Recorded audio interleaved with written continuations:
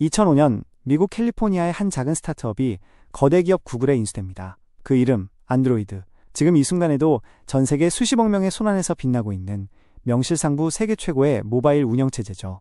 그런데 놀랍게도 이 안드로이드를 구글보다 먼저 만났던 기업이 있다는 사실 알고 계셨나요?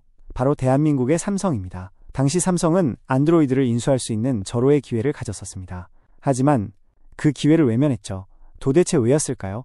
삼성은 왜 세계의 기회를 눈앞에 두고도 그저 스쳐 지나가게 두었을까요? 이 질문에 대한 답을 찾아 과거로의 시간여행을 떠나보겠습니다.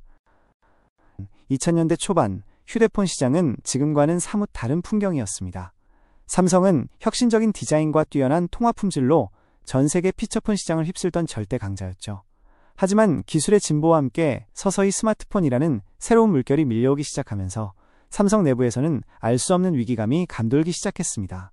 당시 스마트폰 시장은 특정 강자들이 지배하고 있었죠. 쿼트 키보드와 강력한 보안으로 무장한 블랙베리는 비즈니스맨들의 필수품이었고, 신비한 OS를 기반으로 유럽과 아시아 시장을 장악했던 노키아는 거대한 제국과 같았습니다. 삼성은 이러한 변화에 대응하기 위해 끊임없이 다양한 운영체제를 시험했습니다. 신비한 마이크로소프트의 윈도우 모바일, 그리고 자체 기술력으로 야심차게 개발했던 바다 OS까지. 그러나 진짜 게임 체인저는 모두의 예상을 뛰어넘는 곳에서 나타났습니다. 2007년 1월 스티브 잡스의 손에서 펼쳐진 한 장의 마법, 바로 아이폰이었죠. 완벽한 터치스크린, 직관적인 사용자 경험, 그리고 무한한 가능성을 품은 앱스토어와 iOS 생태계. 아이폰의 등장은 전 세계 IT 업계에 가히 충격과 공포로 다가왔습니다. 사실 삼성은 애플의 아이폰보다 훨씬 먼저 스마트폰 OS의 중요성과 그 가능성을 간파하고 있었습니다. 2004년 말 혹은 2005년 초로 추정되는 시점, 삼성을 찾아온 작은 스타트업 하나가 있었습니다. 그들의 이름은 바로 안드로이드. 당시 안드로이드 팀은 구글에 인수되기 전 자금난에 허덕이며 투자처를 물색하고 있었죠. 이들은 자신들이 개발 중인 모바일 운영체제를 삼성에 선보였습니다. 저희는 새로운 모바일 운영체제를 만들고 있습니다. 제조사들이 자유롭게 쓸 수 있도록 무료로 배포할 계획입니다. 이를 통해 거대한 생태계를 구축하고 싶습니다. 무료라고? 그런 방식이 과연 성공할 수 있을까? 시장은 이미 노키아와 마이크로소프트가 주도하고 있는데 어디서 들어보지도 못한 작은 회사가 무료로 OS를 배포해서 성공한다고?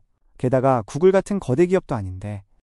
삼성 임원진의 반응은 싸늘했습니다. 당시 삼성의 눈에는 안드로이드가 거대한 잠재력보다는 불확실한 미래를 가진 보잘것없는 스타트업으로 비쳤던 것이죠. 지금 와서 보면 믿기지 않겠지만 그들은 구글과 같은 대기업이 아닌 이름 없는 스타트업의 비전을 믿지 않았습니다. 결국 안드로이드는 삼성에게 외면당한 채 조용히 발걸음을 돌렸고, 몇 달 뒤인 2005년 7월 단돈 $5,000만 헐값에 구글에 인수됩니다. 훗날 세기의 딜로 회자될 인수의 서막이었습니다. 구글은 안드로이드를 인수하자마자 막대한 자본과 인력을 쏟아붓기 시작합니다. 그들의 목표는 명확했습니다. 바로 아이폰의 독점을 저지하고 모바일 생태계를 개방형으로 재편하자. 구글은 안드로이드를 오픈소스로 개발하며 전 세계 모든 제조사가 자유롭게 사용할 수 있도록 개방했습니다. 그리고 마침내 구글 인수 3년 만인 2008년 세계 최초의 안드로이드 폰 HTC 이 세상에 공개됩니다. 투박했지만 혁신적인 가능성을 보여주었죠. 그리고 2009년 삼성 또한 안드로이드 기반 스마트폰인 갤럭시 i7500를 처음으로 출시하며 안드로이드 진영에 합류합니다. 하지만 이때 삼성은 일종의 충격을 받게 됩니다. 구글이 만든 안드로이드는 자신들이 과거에 만났던 초라한 스타트업의 그것과는 차원이 달랐기 때문입니다. 구글의 막대한 자원과 인프라를 등에 업은 안드로이드는 상상 이상으로 빠르게 발전하고 있었고 그 완성도 또한 높아지고 있었습니다. 삼성은 뒤늦게 안드로이드의 진정한 가치와 폭발적인 잠재력을 깨닫게 된 것이죠. 뒤늦게 안드로이드의 잠재력을 깨달았지만 삼성에게는 이미 자사의 OS 개발이라는 큰 숙제가 있었습니다. 삼성은 한때 바다 OS를 통해 독자적인 생태계를 구축하려 시도했고, 이후 인텔과 협력하여 새로운 OS를 개발하기도 했습니다. 실제로 일부 스마트폰과 스마트워치, TV 등에 타이젠이 탑재되기도 했죠. 하지만 현실은 냉정했습니다. 운영체제는 단순히 기술적인 문제로 끝나지 않습니다. 수많은 개발자가 참여하는 생태계를 구축하는 것, 그리고 소비자들이 사용할 수 있는 방대한 앱의 다양성을 확보하는 것이 핵심이었죠. 이는 한 기업이 감당하기에는 너무나도 거대하고 막대한 자원과 시간이 필요한 일이었습니다. 삼성은 결국 자체 OS 개발에 대한 미련을 접고 2010년부터 본격적으로 안드로이드 플랫폼에 모든 역량을 집중하기 시작합니다. 그리고 그 결과물이 바로 오늘날 전 세계를 대표하는 스마트폰 시리즈 갤럭시 탄생으로 이어졌죠. 이 결정은 삼성 스마트폰 사업의 방향을 완전히 바꿔놓았고 글로벌 시장의 판도를 뒤흔드는 중요한 전환점이 되었습니다. 이쯤에서 한 번쯤 상상해볼 법한 질문이 있습니다. 만약 2005년에 삼성이 안드로이드를 인수했다면 과연 어떤 일이 벌어졌을까요? 삼성 단독 OS의 탄생. 삼성이 안드로이드를 인수한 후 자사만의 독점 OS로 발전시켰을 경우입니다. 다른 제조사들에게 안드로이드를 공급하지 않았다면 삼성은 초기 스마트폰 시장을 독점적으로 장악했을 가능성도 있습니다. 하지만 이는 구글의 개방형 생태계 전략과는 정반대였기에 과연 지금처럼 파이가 커질 수 있었을지는 미지수입니다. 두 번째 시나리오, iOS의 독주. 만약 삼성이 안드로이드를 인수하지 않고 동시에 구글도 안드로이드를 인수하지 않았다면 구글은 자체적인 OS를 개발하지 못했을 수 있습니다. 그렇게 되면 아이폰의 iOS가 모바일 OS 시장을 완전히 독점하는 상황이 펼쳐졌을지도 모릅니다. 지금처럼 경쟁적인 스마트폰 시장은 상상하기 어려웠겠죠. 세 번째 시나리오, 개발력 부족으로 안드로이드 실패. 가장 비극적인 시나리오일 수 있습니다. 삼성은 하드웨어 제조의 강자였지만 소프트웨어 생태계 구축 경험은 부족했습니다. 만약 삼성 혼자 안드로이드를 인수했다면 구글이 가진 방대한 인프라와 개발자 커뮤니티, 그리고 구글 서비스와의 연동 없이 안드로이드를 지금처럼 성공적으로 발전시키지 못했을 수도 있습니다. 결국 안드로이드는 역사의 뒤안길로 사라졌을지도 모릅니다.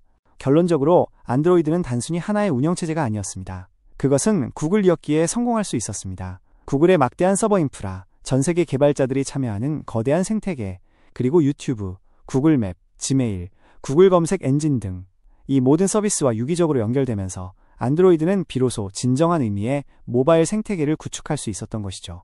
이는 삼성과 같은 하드웨어 제조사가 단독으로 감당하기 어려운 영역이었습니다. 그렇다면 삼성의 선택은 실패였을까요? 아닙니다. 삼성은 안드로이드를 소유하지 못했지만 그 누구보다도 활용에는 성공했습니다. 구글이 제공하는 강력한 안드로이드 OS 위에 자신들만의 독보적인 가치를 겹겹이 쌓아 올렸죠.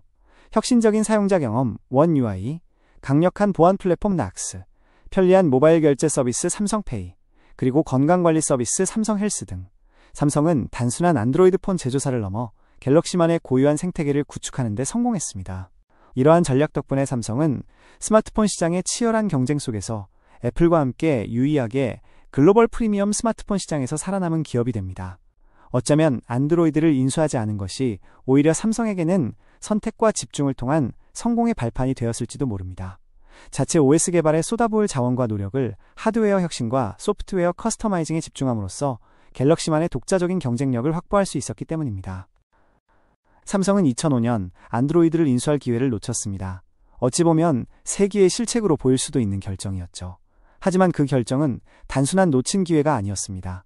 동시에 삼성으로 하여금 구글과 강력한 파트너십을 맺는 계기가 되었습니다. 만약 삼성이 안드로이드를 샀다면 오늘날의 구글도 지금처럼 개방적이고 혁신적인 스마트폰 시장도 전혀 다른 모습이었을 겁니다. 위기를 기회로 바꾸는 법. 삼성의 사례는 기업이 성공하기 위해 반드시 소유해야 하는 것은 아님을 보여줍니다. 때로는 강력한 파트너십을 통해 활용하고 그 위에 자신만의 가치를 더하는 것이 더 현명한 전략이 될 수 있음을 말이죠. 삼성은 안드로이드를 소유하지 않았지만 그 덕분에 지금의 갤럭시를 만들 수 있었습니다. 놓쳤지만 결코 넘어지지 않았던 삼성의 이야기였습니다.